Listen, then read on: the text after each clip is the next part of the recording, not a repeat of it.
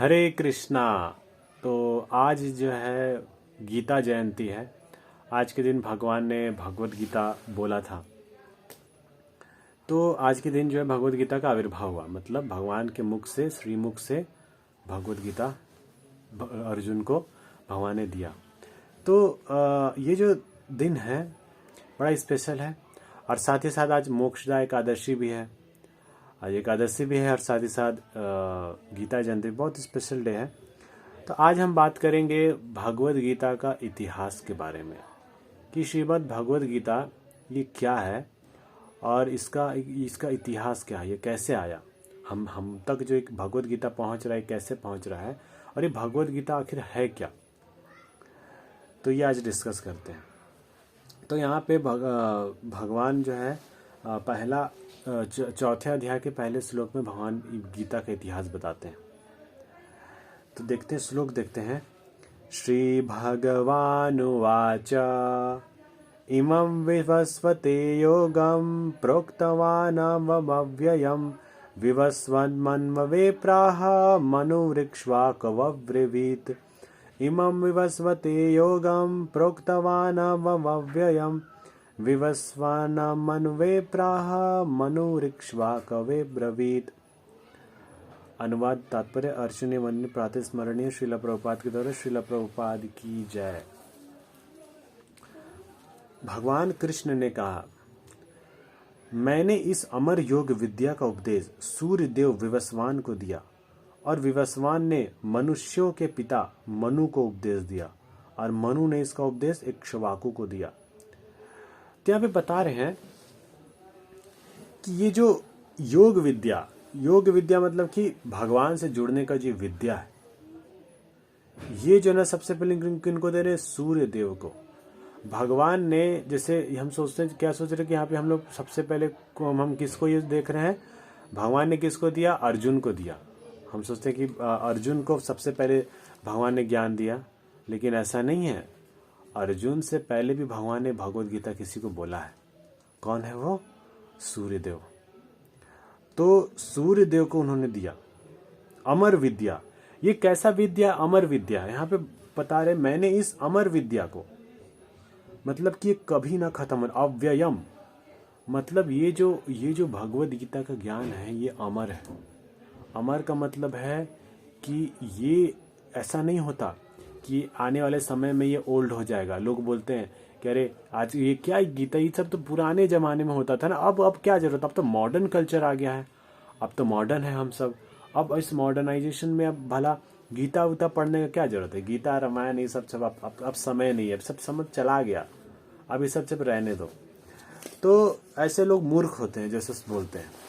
वास्तव में भगवत गीता अमर है, मतलब ये पहले भी उतना ही नया और इम्पोर्टेंट था जितना आज है और आगे भी रहेगा। भगवत गीता का ज्ञान कभी बदलता नहीं है। भगवत गीता में यहाँ जो भगवान बता रहे हैं वो परे है, मतलब इस मटेरियल वर्ल्ड से परे ज्ञान है ये। तो सबसे पहले उन्होंने सूर्यदेव को दिया। सूर्यदेव सबसे पहले स्टूडेंट रहे। अब जैसे कुछ लोग सोच सकते हैं, अरे सूर्यदेव को दिया, सूर्यदेव तो क्या है, वो तो एक तरह से मतलब एक आग का पिंड का गोला है वो, उनको कैसे भगवान ज्ञान दे सकते हैं। ये तो मॉडर्न साइंस यही कहता है ना कि वहाँ तो हीलियम, वहाँ पे तो हाइड्रोजन है, उसका मतलब वहाँ पे गैसेस में आपस में न्यूक्लियर फ्यूजन या फ्यूजन रिएक्शंस होते हैं, वहाँ पे न्यूक्लियर फ्यूजन रिएक्शंस होते हैं, उसके कारण से जो है ना मास डिफेक्ट होता है, फिर वहाँ से एनर्जी रिलीज होता है, E=mc², ऐसे करके वो सब बताते हैं साइंटिस्ट। तो क्या वास्तव में ऐसा है? शास्त्र क्या बताता है? हमें समझना पड़ेगा कि हम साइंटिस्ट को ज़्यादा इंपॉर्टेंस दे रहे कि हम भगवान को दे रहे हैं। अब देखे जाए, साइंटिस्ट ने क्या सूर्य बनाया है? क्या साइंटिस्ट ने सूरज बनाया है? साइंटिस्ट तो नहीं बनाया है। सूरज किसने बनाया? भगवान ने बनाया। भागवत में आता है कि वो भगवान की एक प्रकार से आंखें हैं, तो वो तो भगवान का ही प्रतिनिधि कर रहे हैं। तो जो सूर्य को भगवान ने बनाया है, तो जहाँ भगवान जो बोल रहे हैं वो हम मानेंगे ना, कि किसी को भी कुछ भी कोई आके कुछ बोल दे उसको हम मान लेंगे।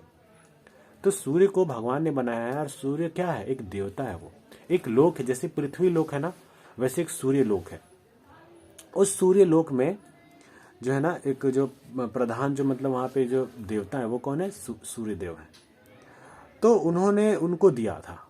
फिर सूर्य देव ने फिर उसको किसको दिया, विवस्वान को दिया।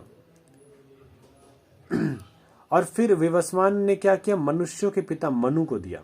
सूर्य देव जो है ना क्या करते हैं, वो विवस्वान को देते हैं। फिर विवस्वान किसको देते हैं, मनु को देते हैं, इक्ष्वाकु मनु।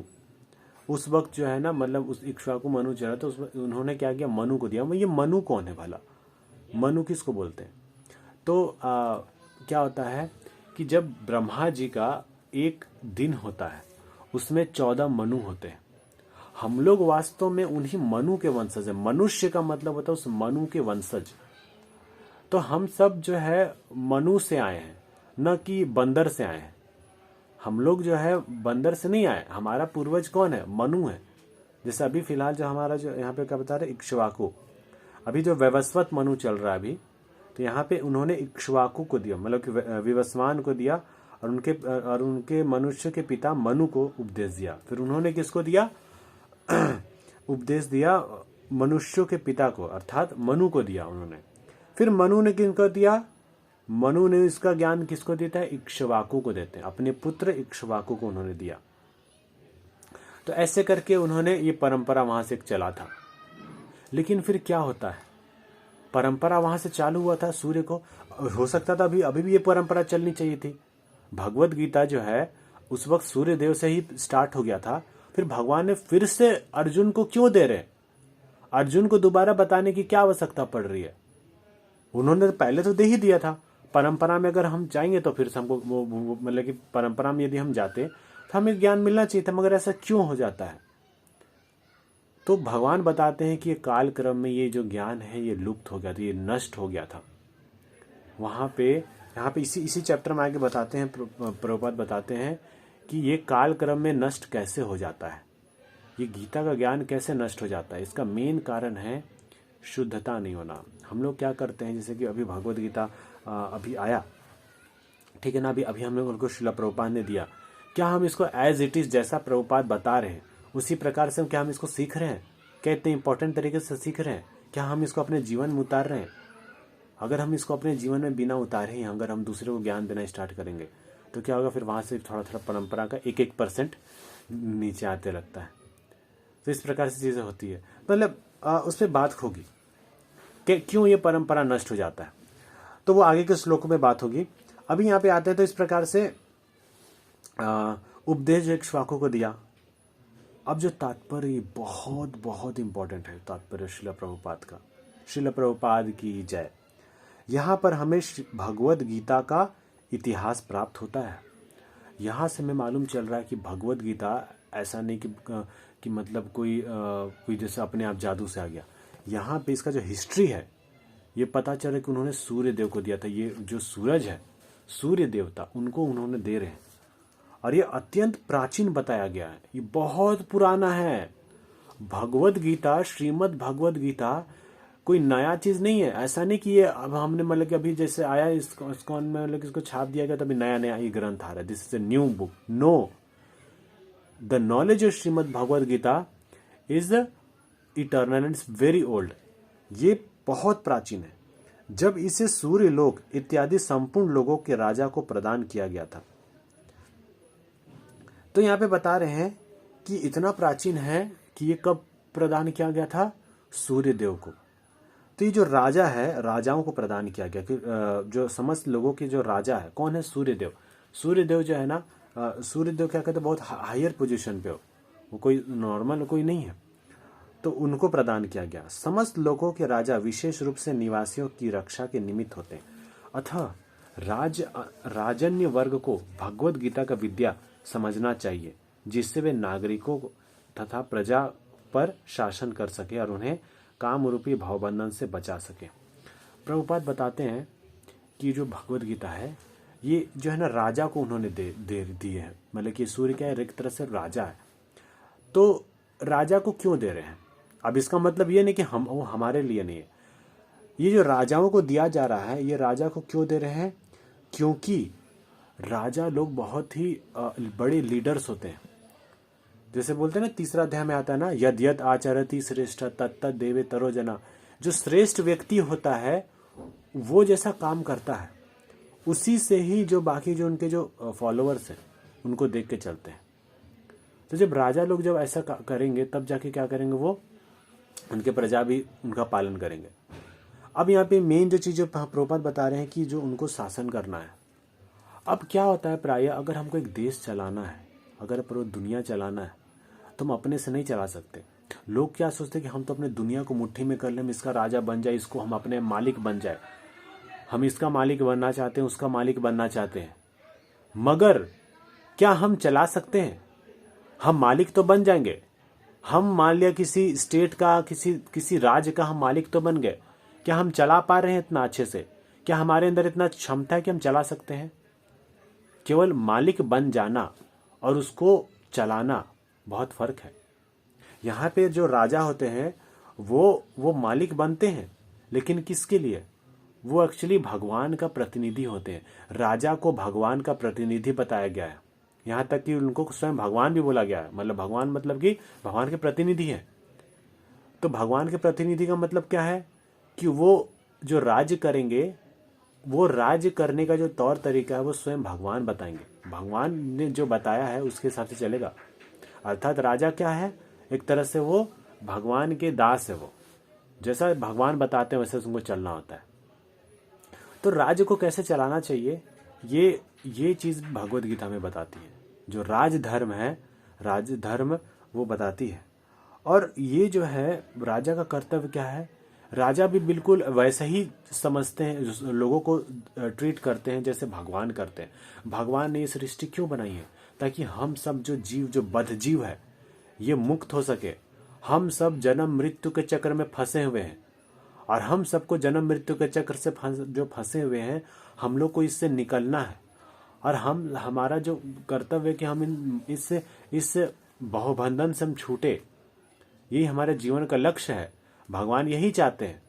तो जो राजा होते हैं वो क्या कर्तव्य रहता है कि जो भगवान का जो बहुत महत्वपूर्ण कार्य है, ये दुनिया को बनाने का जो मेन मकसद है वो ये है कि लोगों को इस संसार के जन्म मृत्यु चक्र से निकले और वो लोग भगवान की भक्ति करें, भगवान से जो उनका संबंध है उसको समझे और उस पर वो चले, और जिससे क्या हो, वो फिर भगवान के धाम को जा सके। ये राजा का कर्तव्य होता है।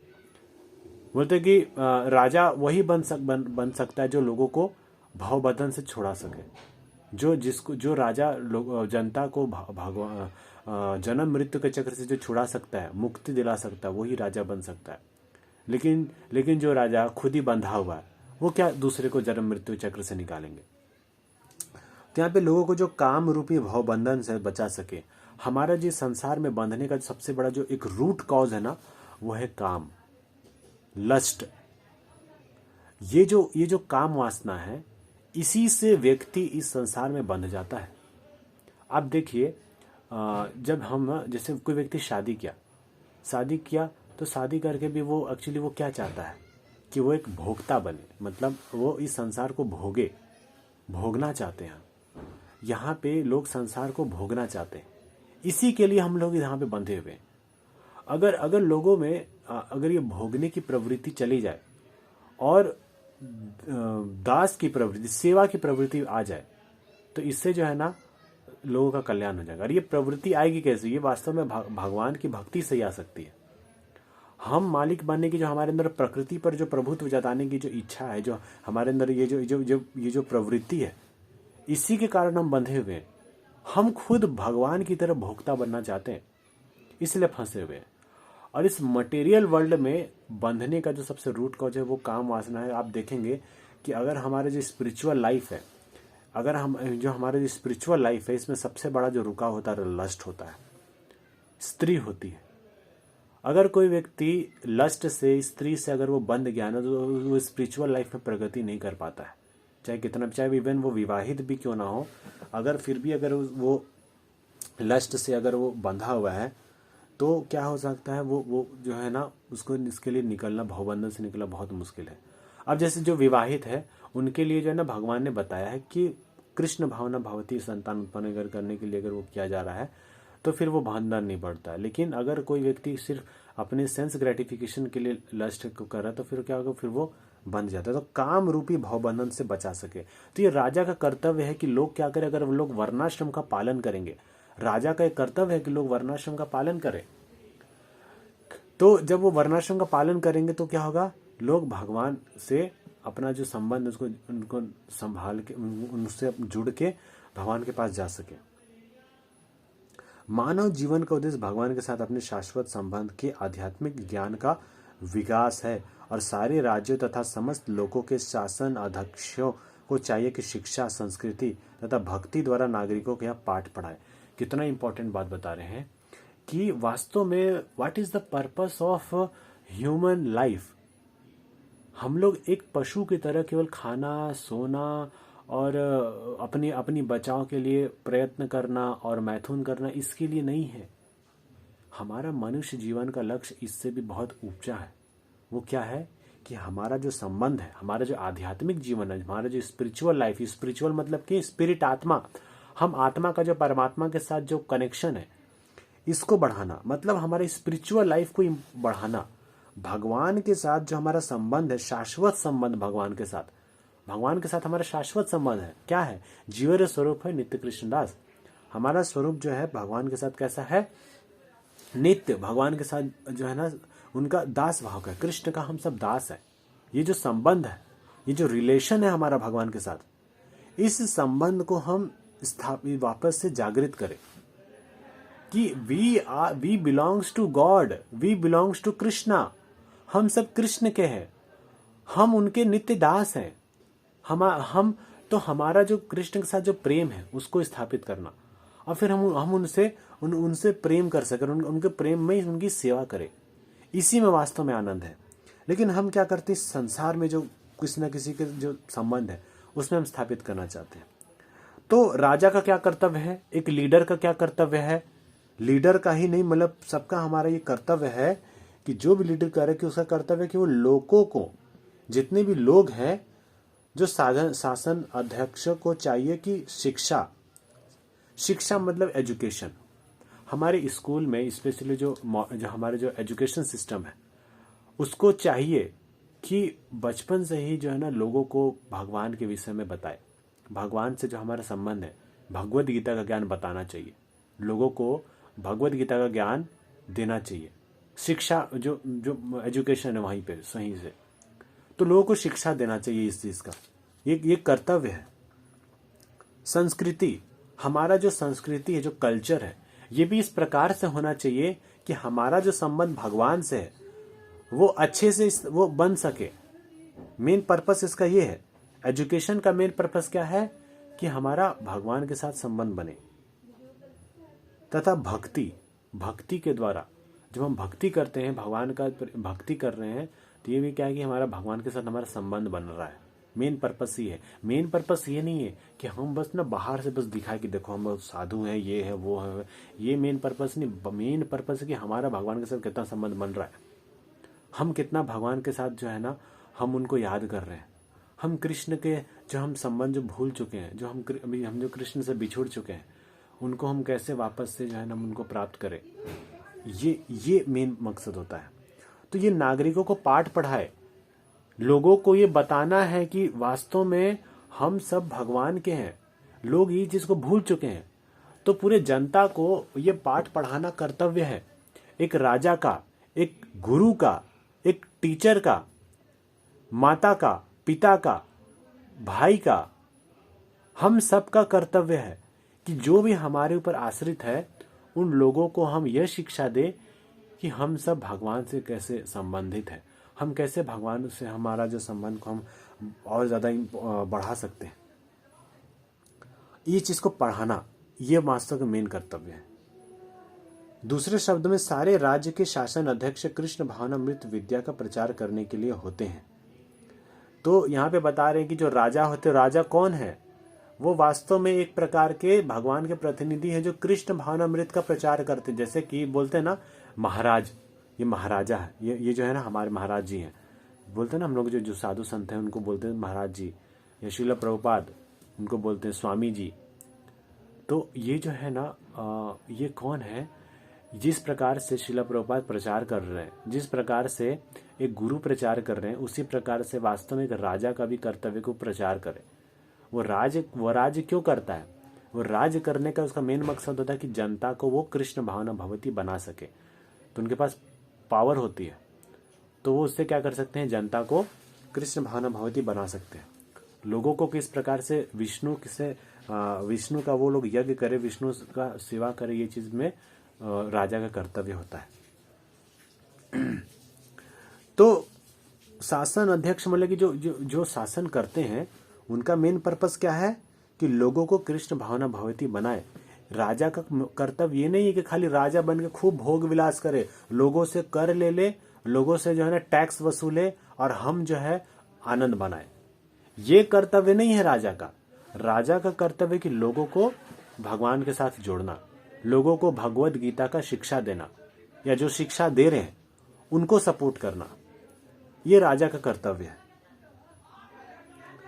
जिससे जनता इस महाविद्या का लाभ उठा सके। तो इससे क्या होगा कि जो जनता है, जो लोग हैं, उनको इस भगवत गीता का ज्ञान से लाभ उठा सके, ताकि जब उन लोग जानेंगे कि अच्छा हम सब भगवान के हैं और हम भगवान से इतना बिछुड़ गए हैं, इसलिए हम इतना कष्ट भुगत रहे हैं, तो अगर हम उनको कृष्ण के विषय में बताएंगे ना, तो सबसे ज्यादा वो उनका फायदा होता है। असली जो चीज है लोगों को, कि जैसे एक छोटा बच्चा है, अगर हम उसको माता पिता से मिला देंगे ना, ये सबसे बड़ा उसके लिए कल्याण होगा। अगर एक छोटे बच्चे को बस खाली अच्छा सा भोग विलास का खूब अगर हम खाने पीने का खुद सामान दे दें उसको, लेकिन बच्चा कभी पूरी तरह से सुखी नहीं रह सकता, खुश नहीं रह सकता। लेकिन जब उसको हम भगवान से जोड़ देते हैं, मतलब उनके माता पिता से मिला सकता, हम सबके माता पिता कौन है? भगवान है। तो जब वो माता पिता से जब वो मिल जाते हैं, तो क्या होते हैं? वो अच्छे तरीके से फिर वो प्रसन्न होंगे और उनको ये विद्या का जो ज्ञान है, भगवद गीता ज्ञान है, इससे फायदा होगा। मनुष्य जीवन के अवसर का लाभ उठाते हुए सफल मार्ग का अनुसरण कर सके। तो इस प्रकार लोग क्या होंगे कि लोगों को मनुष्य जीवन का महत्व पता चलेगा। आज लोगों को मालूम नहीं है, आज लोगों को मनुष्य जो हम सब मनुष्यों को मालूम ही नहीं कि हमारा पर्पस क्या है जीवन का। इसलिए तो लोग सुसाइड कर रहे हैं, इसलिए तो लोग आज डिप्रेशन में हैं, इसलिए तो लोग आज ड्रग्स ले रहे हैं, इसलिए तो लोग आज एकदम गलत काम कर रहे हैं। क्यों? Because they have no idea, they don't know what is the purpose of life, they don't know who we are. हम लोग कौन है, हमारा क्या कर्तव्य है, क्या करना चाहिए, पता ही नहीं है। इसीलिए हम सब फ्रस्ट्रेटेड हैं। तो ये पहले राजाओं का ये कर्तव्य होता था पहले, कि लोगों को ये सारी चीजें बताई जाती थी, बचपन से ही पढ़ाया जाता था भगवत गीता। इसलिए गुरुकुल था, बचपन में क्या होता था? गुरुकुल हुआ करता था और गुरुकुल में भगवत गीता का शिक्षा दी जाती थी। आजकल तो खाली लोग गुरुकुल के नाम पे भी सब खोल तो रहे हैं, लेकिन वहां पे भी भगवत गीता की शिक्षा नहीं दी जा रही। फिर फायदा क्या हुआ? अगर हम गुरुकुल खोल रहे हैं, हम स्कूल खोल रहे हैं, हम कॉलेज जो भी खोल रहे हैं, या हम ट्यूशन खोल रहे हैं, लेकिन अगर वहां पे लोगों को ये नहीं बता सके कि भाई हमारा जो मनुष्य जीवन है, इसका पर्पस क्या है, हम कौन है, हमारा भगवान के साथ संबंध क्या है, ये सब चीज अगर हम बताएं ही नहीं उसको पता ही ना चल पाए, फिर क्या फायदा? तो सबसे महत्वपूर्ण चीज है कि हम लोगों को भगवत गीता की शिक्षा दे, ये कर्तव्य है, और इससे मनुष्य जाति का कल्याण होगा। इसी भगवत गीता से सबका कल्याण हो सकता है। लेकिन अगर हम लोगों को ये ज्ञान देंगे, हम खुद ही ज्ञान नहीं लेंगे, तो क्या होगा? खाली ये भगवत गीता बस एक ग्रंथ जो है बंद करके बस पढ़ा रहेगा कहीं ना कहीं। मेन है कि इसको पढ़ना, इसको सीखना, एक सच्चे गुरु जो प्रामाणिक गुरु है उसके साथ जाके इसको तद विधि प्रणिपातेन, उससे जाके हमें सीखना चाहिए भगवत गीता, और तब हम जान पाएंगे। तो ये पहले राजा का कर्तव्य होता था कि राजा ही इस प्रकार से पूरा जनता का पूरा व्यवस्था करते थे कि बचपन से ही जो बच्चा है वो जन्म लेगा, वो क्या फिर करते, जब 5 साल की उम्र में जाएगा तो फिर क्या होगा, वो गुरुकुल जाता थे। माता पिता का कर्तव्य था कि अपने बच्चे को गुरुकुल भेजे, और गुरुकुल में उनके जो गुरु हैं वो क्या सिखाते हैं उनको यही गीता का ज्ञान बताते थे। उनको वेदों से, उनको जो शास्त्र का ज्ञान उनको देते थे, गुरु के माध्यम से वो अपना ज्ञान लेते थे, जिससे वो जानते थे कि हम सब वास्तव में आत्मा हैं, हम सब परमात्मा के अंश है, हम सब कृष्ण के अंश है। तो ये बात जानते थे वो। तब जाके उनको द्विज बोला जाता है। द्विज का मतलब द्विजन्मा, पहले जब वो अपनी माता के गर्भ से जन्म लेता है तो क्या होता है, वो एक पशु होता है, 2 पैर वाला पशु होता है, वो इंसान नहीं होता। लेकिन जब वो अपने गुरु से, जब उसको भगवत गीता का ज्ञान मिलता है, जब वो जानता है कि हम भगवान, हम जो है ना आत्मा परमात्मा, ये सब चीज़ों को जब वो जानने लगता है, तब वो समझता है कि जब इससे चेतना में जब वो जीता कि हम सोल है, तब उसका दूसरा जन्म होता है। एक जन्म अपनी माता से, दूसरा जन्म गुरु से, तो उसको द्विज बोलते हैं। तो ये गुरुकुल में ही हो जाता था पहले, तो ऐसा हुआ करता। तो ये सारी चीज हुआ करती थी, लेकिन आज ये सारे नष्ट हो चुके हैं। इसलिए आज भगवत गीता इतना महत्वपूर्ण है कि भगवत गीता को जगह जगह, हर घर घर में इसको पहुंचाना जरूरी है। और केवल इसको पहुंचाने नहीं, इसको शिक्षा देना जरूरी है लोगों को। नहीं तो लोग पूरा भावबंधन से नहीं छूट सकते। जनता जो है वो अविद्या में है, अविद्या में है, वो अज्ञान के अंधकार में। तो उनको ये ज्ञान देना जरूरी है। तो ये पहले राजा का कर्तव्य होता था। इसलिए भगवान जो है क्या कर रहे हैं, राजा को बता रहे हैं भगवत गीता के बारे में, ताकि लोग शासन करेंगे तो ये शासन जो है ना उस प्रकार से कर सके। अब यहाँ पे अगला पैराग्राफ बड़ा इंपॉर्टेंट है। यहाँ पे आता है, इस मनवंतर में सूर्य देव विवस्वान कहलाता है, यानी सूर्य का राजा, जो सौर मंडल के अंतर्गत समस्त ग्रहों लोगों का उद्गम है। यहाँ पे बताते हैं कि जो सूर्य देव है उनको विवस्वान बोल रहे हैं। सूर्य देव विवस्वान कहलाते हैं।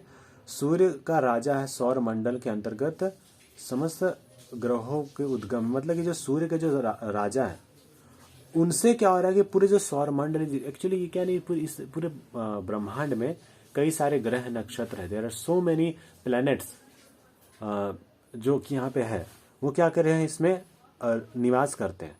और ये सौर मंडल के ना एक अध्यक्ष होते हैं, जो यहाँ पे सूर्य का राजा बताया जा रहा है, जो एक्चुअली मेन उनका कर्तव्य। तो वो क्या करते हैं, पूरे ये जो पूरे त्रिभुवन है उनमें राज करने के लिए उनको भी भगवत गीता का ज्ञान दिया जाता है, ताकि वो भी लोगों को कृष्ण भावना भावती बना सके। यहाँ पे ब्रह्म संहिता में एक श्लोक आता है, उससे रिलेटेड बात, यक्षुरेश समितम संगर कर्म। तो ये इस श्लोक का यहाँ पे मेन मतलब, मैं बताता हूँ, समय कम है। ब्रह्मा जी बोलते हैं, मैं उन श्री भगवान गोविंद की पूजा करता हूँ जो आदि पुरुष हैं और जिनके आदेश से समस्त लोगों का राजा सूर्य प्रभुत शक्ति तथा ऊष्मा धारण करता है। यह सूर्य भगवान के नेत्र तुल्य है और यह उनकी आज्ञा अनुसार अपनी कक्षा को तय करता है। सूर्य का राजा एक्चुअली भगवान को ही बोला जा रहा है। तो यहाँ पे बता रहे कि मैं उन गोविंद की पूजा करता हूँ जिनके आदेश से सारे लोगों का राजा सूर्य शक्ति तथा ऊष्मा धारण करता है। यहाँ पे बता रहे हैं जो सूरज है, जो सन है, वो सारे लोगों का राजा है वो, और उनमें जो शक्ति आती है, उनमें जो गर्मी आ रही है, जिसके तेज से वो चमक रहा है, वो किन से आता है, कृष्ण से। ये भी गीता में आता है कि भगवान बोलते हैं कि मेरे से ही जो सूर्य की जो किरणें हैं, जो तेज है, मेरे भय से सूरज तपती है, मेरे भय से सूर्य में प्रकाश होता है। तो कृष्ण की शक्ति से उसमें ये सारी चीजें निकल रही हैं। तो ये सूर्य क्या है, भगवान का नेत्र तुल्य है। ये भगवान की विभूति में आता है कि जो सूरज है कौन है, भगवान का नेत्र है। चंद्रमा भी भगवान की तरह का नेत्र है, ये भगवान की आंखें हैं। यह उनकी आज्ञा अनुसार अपनी कक्षा को तय करता है। तो जितनी भी जो अभी जो प्लैनेट से जो रिवॉल्व कर रहे हैं, जो घूम रहे हैं अपने अपने कक्ष में, ये कैसे घूम रहे हैं, ये भगवान के अध्यक्षता में काम कर रहे हैं। ये अपने आप नहीं घूम रहे। गीता में बताते हैं भगवान, मया अध्यक्षेण प्रकृति सूयते सचराचरम। ये जो पूरी प्रकृति है वो कृष्ण के अध्यक्ष में काम करती है। कृष्ण चला रहे इनको। ऐसा नहीं कि अपने आप ही ये रोटेशन रिवोल्यूशन हो रहा है, अपने आप ग्रेविटी के कारण जो है ना, ये अपने आप ऑटोमेटिकली हो रहा है। नहीं, ऑटोमेटिकली नहीं हो रहा है। ये जो है, ये जो पूरा दुनिया है, इसको ये जो चल रही है, कैसे चल रही है, भगवान की अध्यक्षता में काम कर रही है। और इस सारे लोगों के राजा कौन है, सूर्यदेव। तो सूर्यदेव देखिए क्या है कि समस्त लोगों के राजा है। तो उनको ये गीता का ज्ञान दे रहे हैं ताकि सबको कृष्ण भावना भावती, सबको भगवान के भक्त बना सके, सबको भगवान का से जो उनका संबंध है उसको स्थापित कर सके, अर्थात आध्यात्मिक जीवन। एक्चुअली जो मनुष्य जीवन है आध्यात्मिक जीवन के लिए ही है वास्तव में। और जो हम जीवन जी रहे हैं ना, मटेरियल जीवन, ये हमारा वास्तविक जीवन, ये पशु जीवन में आता है। ये एक्चुअल जीवन नहीं है। उससे तो हम बंधते हैं। हम मटेरियल लाइफ जीने के कारण ही तो इस संसार में बन रहे हैं। आज हम अपने स्पिरिचुअल लाइफ जीते हैं तो उससे हम क्या होते हैं, छूटते हैं इस संसार से, इस भवबंधन से हम छूटते हैं। तो आगे आता है सूर्य सभी लोगों का राजा है। सूरज कौन है? जितने भी लोक हैं, जितने भी ग्रह नक्षत्र है, जितने भी जो प्लैनेट्स है, उसका जो राजा कौन है? सूर्य। तो तथा सूर्य देव विवस्वान, इनको विवस्वान बोला जा रहा है। सूर्य देव सूर्य ग्रह पर शासन करते हैं। सूर्य देव में जो मेन जो एक राजा होता है ना, उसको बोलते विवस्वान। मेन वहां पे लीडर है। जैसे कि भारत में एक मेन लीडर कौन है? प्रधानमंत्री है। उसी प्रकार से सूर्य देव में जो मेन लीडर कौन है? विवस्वान है। वो क्या करते हैं? सूर्य ग्रह पे क्या करते हैं? शासन करते हैं वहां पे। और उस सूर्य ग्रह में जो ऊष्मा तथा प्रकाश प्रदान करके अन्य समस्त लोगों को अपना नियंत्रण में रखते हैं। तो सूरज कैसे, देखो आप लोग देखेंगे, आप बता रहे प्रभुपाद कि सूर्य किस प्रकार से कंट्रोल करते हैं पूरे सौर मंडल को। वो कंट्रोल करते हैं अपनी गर्मी, अपनी ऊष्मा तथा प्रकाश करके समस्त लोगों को अपने नियंत्रण में रखते हैं। जो है ना, जब लोग भूल जाते, जैसे नहीं होता है, जैसे कि कोई व्यक्ति भटक जाता है ना, तो उनको रास्ता दिखाने के लिए कहीं जैसे लाइट होता है ना, तो वहां से देख के वो पता लगा लगते हैं हाँ भी मेरे को यहाँ जाना है। तो सूर्य के प्रकाश से सारे सौर मंडल को पता लगता है कि कैसे करना है। तो उनको जो है नियंत्रण में रखे हैं। सूर्य कृष्ण के आदेश पर घूमता है। सूर्य जो है, अब यहाँ पे देखिए एक चीज और यहाँ पे बता दो कि प्राय लोग जानते क्या बोलते हैं? सूरज नहीं घूमता। सूरज क्या है? स्थिर है। और जितने भी प्लैनेट्स है वो घूम रहे, लोग यही मानते हैं। मगर वास्तव में प्रभुपाद बताते हैं, शास्त्र बताते हैं, भगवान बताते हैं कि वास्तव में सूरज भी घूम रहा है। हम लोग सोचते कि अभी अर्थ क्या है? स्थिर है। अभी अर्थ स्थिर है और सॉरी मैं गलत बोल दिया, सूरज स्थिर है और अर्थ जो है ना उसके ऊपर रिवॉल्व कर रहा है। ये हम समझते हैं, हमें साइंस में, हमें फिजिक्स में यही पढ़ाया गया है। मगर शास्त्र बताते हैं सूरज भी घूमते, सूरज स्थिर नहीं है, सूर्य स्थिर नहीं है, वो घूम रहे, उनका भी अपना कक्ष है। जब वो घूमते हैं तो उनमें भी क्या होता है ना, घूमते घूमते भी ऊपर नीचे भी होते हैं, जिसको बोलते दक्षिणायन, उत्तरायन, दक्षिणायन, उनका एक कक्ष चलता है। सूरज भी घूम रहे, और कैसे घूम रहे? अपने आप, ग्रेविटी से, ऑटोमेटिकली नहीं, कृष्ण के आदेश पे घूमते हैं। महाभारत में बार आता है ना कि एक बार क्या होता है कि ना युद्ध हो रहा था, तो ना ऐसा स्थिति हो गया था कि वो ना शायद पांडवों को मार देते। वो लोग कौरव सेना का कोई एक था जो उन्होंने दम लेकर दृढ़ संकल्प कर लिए थे कि आज तो मैं अर्जुन को, एक पांडव को खत्म करके रहूंगा। तो क्या होता है ना, तो भगवान क्या करते हैं, जो कृष्ण है, भगवान कृष्ण, श्री कृष्ण क्या करते हैं, सूर्यास्त पहले ही करा देते हैं। पहले ही सूर्यास्त करा दिए, और सूर्यास्त पहले करा के क्या होता है, अब वहां पे जो युद्ध चल रहा है वो फिर एंड करना पड़ता है। ये शर्त था कि जो युद्ध कब तक चलेगा? जब तक सूर्यास्त नहीं हो जाता। तो उन्होंने, भगवान ने पहले ही सूरज को अस्त करा दिया। तो आप देख सकते हैं कृष्ण के कंट्रोल में सूरज घूम रहा है। तो ये सूरज जो है, मतलब जो कृष्ण है, ये कितने शक्तिशाली है। और लोग सोचते हैं कि हम भगवान बन सकते हैं, हम भगवान बन सकते हैं, हम कंट्रोल कर सकते हैं क्या सूर्य का? सूर्य तो छोड़िए, क्या हम आपका भी थोड़ा भी कोई छोटे भी चीज को कंट्रोल कर सकते हैं? हमारे अंदर कोई क्षमता है? लेकिन भगवान में इतनी शक्ति है, वो कृष्ण भगवान है, तो कंट्रोल कर सकते हैं। मगर लोग आज दो कौड़ी के लोग, नीच लोग, अधम लोग, पापी नराधम लोग क्या सोचते हैं कि हम भी भगवान बन सकते हैं। हम भी अगर थोड़ा तपस्या करें तो हम क्या बन जाएंगे? भगवान बन जाएंगे। और लोग सिखाते कैसे हम भगवान बन सकते हैं। ये कितने दुष्ट लोग हैं जो सोचते कि हम भगवान बन सकते हैं। हम भगवान नहीं बन सकते। हमारी क्या क्षमता है भगवान बनने की? अगर कोई आके बोले ना कि हम भगवान हैं, उसको तो वहीं पे चप्पल से ठोकना चाहिए।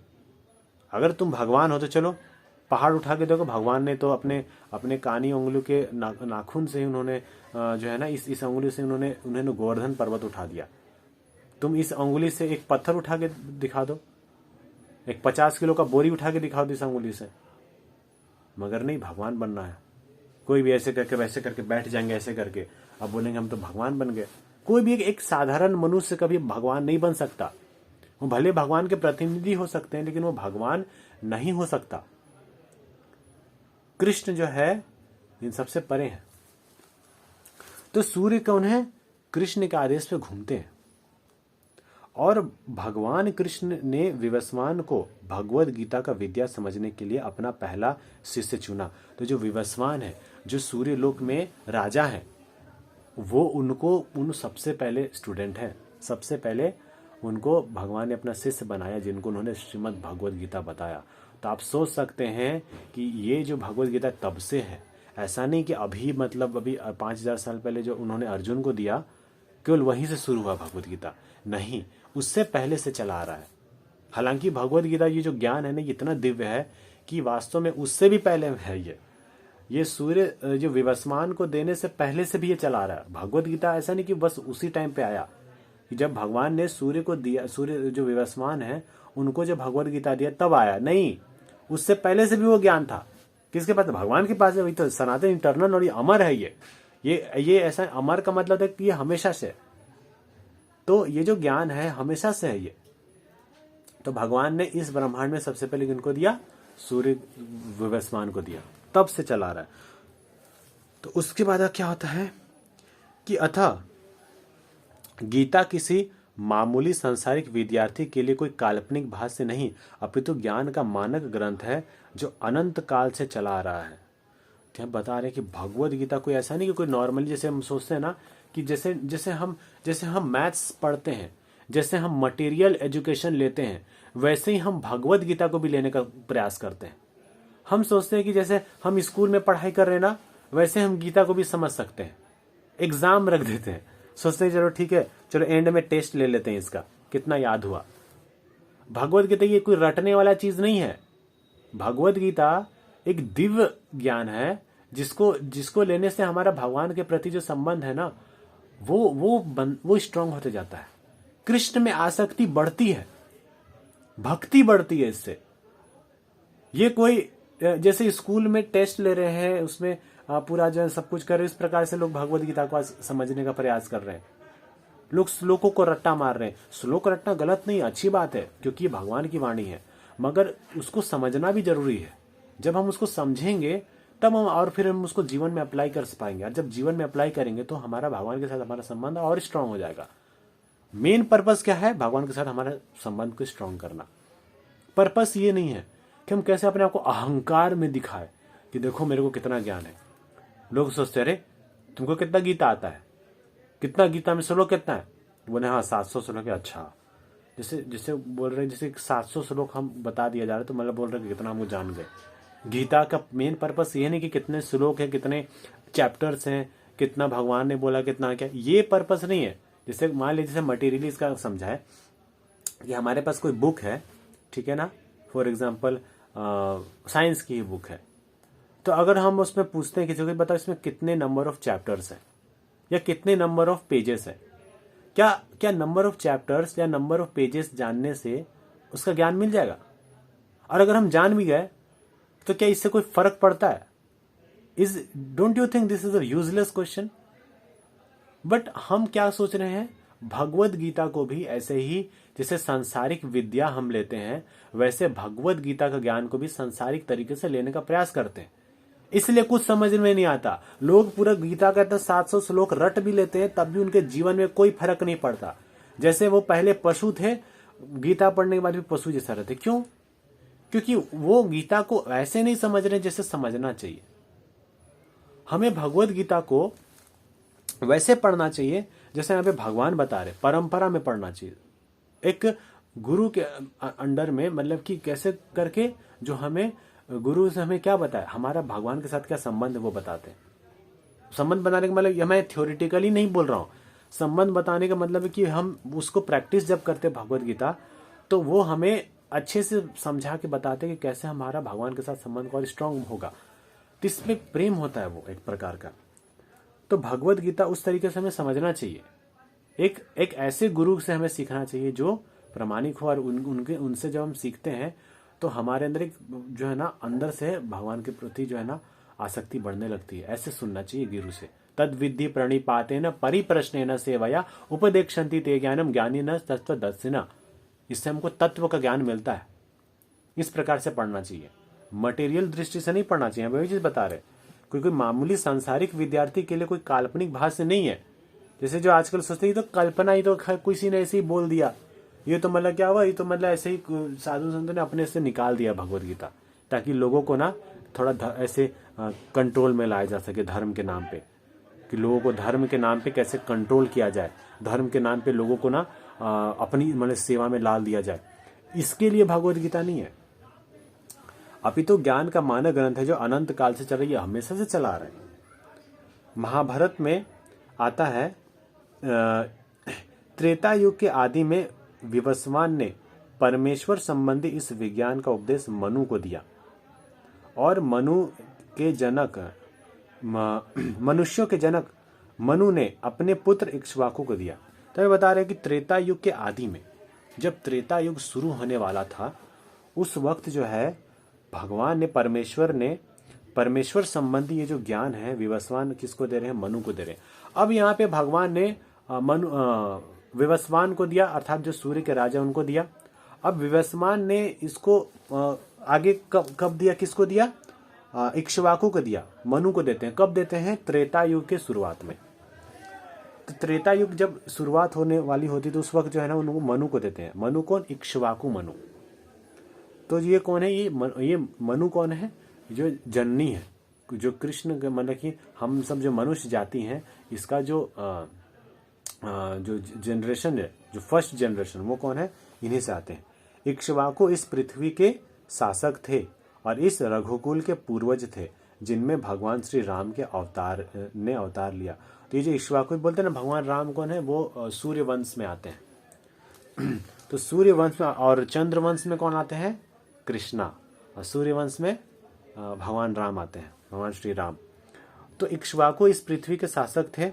इक्ष्वाकु भी कौन है, ये वर्ल्ड के, he was the great leader, he was the, वो राजा थे, तो शासक थे, जो रघुकुल के पूर्वज थे। तो इन्हीं के ही वंशज में, इक्ष्वाकु को ही वंशज में कौन आते हैं, भगवान श्री राम आते हैं।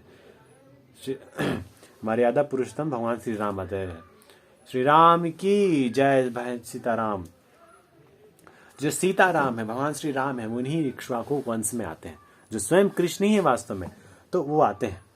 इसमें प्रमाणित होता है कि मानव समाज में महाराज इक्ष्वाकु के काल से ही भगवत गीता विद्यमान थे। तो लोग सोचते हैं कि कृष्णा जो है ना वो तो द्वापर युग में है, त्रेता युग में तो भगवान राम है, तो क्या होता है, गीता ज्ञान तो भगवान कृष्ण से आ रहा है ना, तो कृष्ण तो बाद में आए, तो उसके बाद से ये आज चल रही है। तो ये तो अभी 5000 साल पुराना ही है।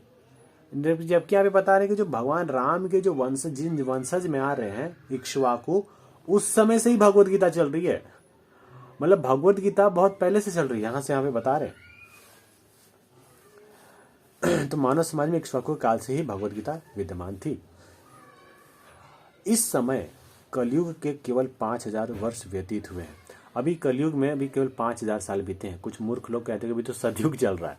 अभी हम लोग कौन से युग में है, कलयुग में है। सतयुग, त्रेता युग, द्वापर युग, कलयुग।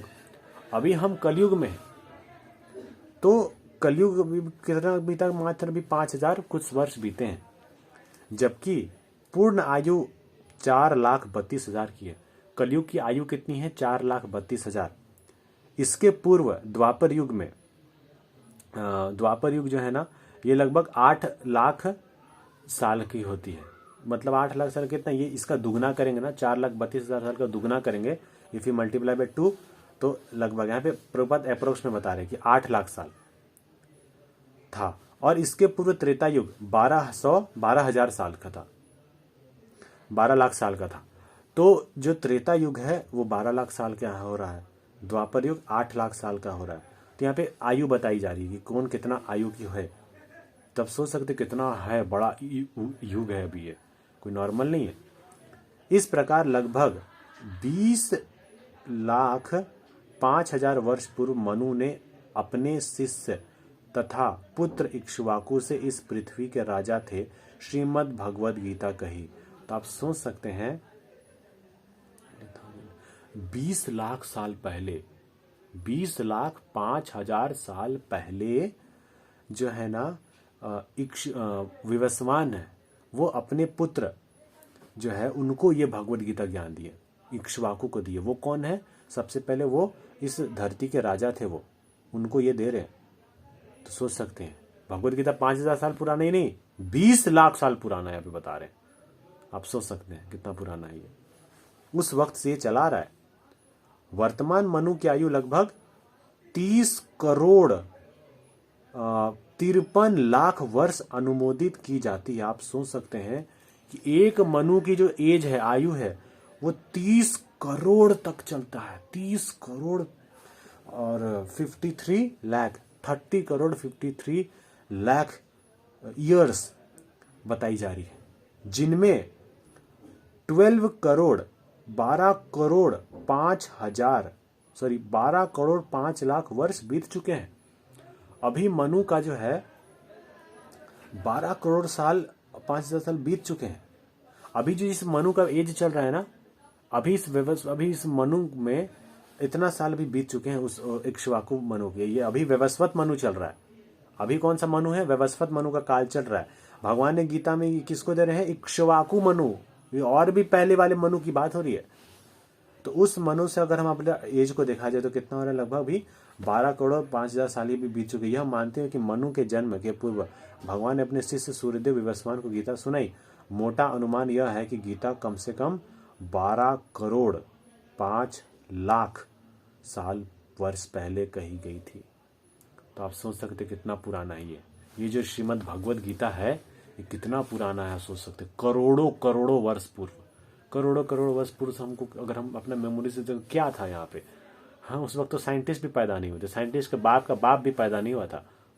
अब वो हमें बताते कि हम बंदर से आए हैं, और जबकि भगवद गीता इतना पुराना है। तब से ये दुनिया बहुत पहले से चल रही है। ऐसा नहीं है कि पहले मनुष्य भी नहीं थे, पहले एकदम डायनासोर जैसा चीजें जो रहती थी।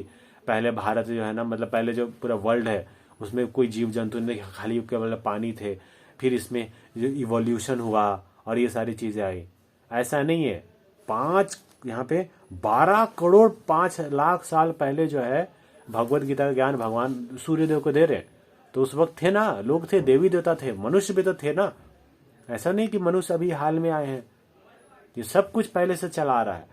ये अविद्या है कि लोग सोचते हैं कि अभी हमारा पहले तो कुछ नहीं था, अभी हम इवॉल्व हो रहे हैं, और इवॉल्व होते होते आगे चलकर हम और इवॉल्व हो जाएंगे, फिर एआई आ जाएगा और ये सारी चीजें करेंगे, फिर लोग हम सब शासन करेंगे। ये मूर्खता है। This is useless knowledge. ये अविद्या है। ऐसा नहीं है वास्तव में। तो भगवद गीता उतना समय से चला रहा है। मानव समाज में यह 20 लाख वर्षों से विद्यमान रही। तो ये मनुष्य जो समाज है 20 लाख साल से जो है ना, ये पूरा चला आ रहा है। ये आप सोच सकते हैं कितनी बड़ी बात है। 20 लाख वर्षों से विद्यमान रही है। इसे भगवान ने लगभग 5000 वर्ष पूर्व अर्जुन से पुनः कहा। तो 5000 साल पहले जो है ना, भगवान अर्जुन को फिर से इसको बता रहे। भगवान बोलते कि इसे मैं फिर से बता रहा हूं, क्योंकि ये लुप्त हो चुका था, इसलिए भगवान इसको फिर से बता रहे हैं अर्जुन को। गीता के अनुसार ही यह तथा इसके वक्ता भगवान कृष्ण के कथन के अनुसार यह गीता का इतिहास का मोटा अनुमान है। सूर्यदेव विवस्वान को इसलिए गीता सुनाई गई क्योंकि वह क्षत्रिय था और उन समस्त क्षत्रियों का जनक जो सूर्यवंशी है। तो भगवान जो है ना, उसको क्यों गीता बता रहे हैं? विवस्वान को गीता क्यों बताया? क्योंकि वो क्या है? क्षत्रिय है। क्षत्रिय राज का धर्म करते हैं, इसलिए उनको बता रहे जो सूर्यवंश में आते हैं। चूंकि भगवद गीता वेदों के ही समान है, क्योंकि इसे श्री भगवान ने कहा, अतः यह ज्ञान अपौरुष्य है। ये भगवद गीता का ज्ञान और वेदों का ज्ञान कोई अलग ज्ञान नहीं है। कभी हमें ऐसा नहीं सोचना चाहिए कि वेद जो है अलग है, गीता अलग है, महाभारत अलग है, पुराण अलग है, ये अलग अलग अलग। ऐसा नहीं है। ये सारे शास्त्रों का जो मेन लक्ष्य है वो कृष्ण को जानना है। अब भगवद गीता डायरेक्टली कृष्ण के बारे में बात कर रही है। वेदों का भी मेन पर्पस क्या है? कृष्ण को जानना। और सारे पुराणों का मेन पर्पस भी क्या है? भगवान को जानना, भगवान के साथ हमारे जो संबंध उनको स्थापित करना। ये पर्पस है शास्त्रों का। तो ये चीज भगवद गीता में पूरा हो रही है। तो ये जो भगवद गीता है, इसको बताया जाता है अपौरुष्य। अपौरुष्य का मतलब होता है कि किसी साधारण पुरुष के द्वारा नहीं बोला गया है। भगवान अपौरुष्य है। भगवान पुरुष, मतलब कि भगवान जो परम पुरुष है, भगवान इन सबसे परे है। भगवान मनुष्य नहीं है। भगवान के मुख से कोई चीज निकलता है तो उसमें कुछ भी त्रुटि नहीं होती, कोई गलती नहीं होती। हमारे अंदर त्रुटि होती है, हम अपूर्ण हैं, भगवान अपूर्ण नहीं है। हमारे अंदर 4 प्रकार के दोष हैं, कृष्ण में ये सारे दोष नहीं है। भगवान जो है माया से परे हैं, कृष्ण में थोड़ा भी मटेरियल चीज कुछ भी नहीं है। भगवान का हर चीज आध्यात्मिक है, इसलिए अपौरुष्य बताया गया। वेदों को भी, वेद भी अपौरुष्य है, उसी प्रकार से गीता भी अपौरुष्य है, अपौरुष्य है। तो ये जो भगवत गीता है ये भी कितना इंपॉर्टेंट है, ये वेद के तुल्य है। अर्थात जो व्यक्ति भगवत गीता को पढ़ रहा है, सुन रहा है, समझ रहा है, जो भगवत गीता का जिसको ज्ञान मिल रहा है ना, वो वास्तव में वेदों को भी कभी ज्ञान मिल रहा है उसको। तो ये चीज है। चूंकि वैदिक आदेशों का को यथारूप में बिना किसी मानवीय विवेचना के स्वीकार किया जाता है, फलतः गीता को भी किसी सांसारिक विवेचना के बिना स्वीकार किया जाना चाहिए। तो वेदों में क्या कि वैदिक आदेश का यथारूप में पालन किया जाता है ना, मतलब कि उसको जो एज इट इज वेद में जो बताया गया है उसको उसी प्रकार से पालन करना चाहिए। उसमें हम खुद अपने से कुछ छेड़छाड़ नहीं कर सकते। तो उसमें स्वीकार किया गया, मानवीय विवेचना को इसके स्वीकार किया जाता है। तो गीता को भी इसी प्रकार से सांसारिक विवेचना के बिना स्वीकार किया जाना चाहिए। तो हम कभी ऐसा नहीं बोल सकते कि अरे यार ये जो है ना, हमको जो अच्छा लग रहा है हम वो करेंगे।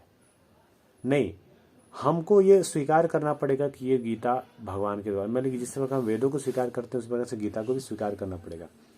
सांसारिक तर्की जन अपनी अपनी विधि से गीता का विषय में चिंतन कर सकते हैं, किंतु ये यथारूप भगवत गीता नहीं है।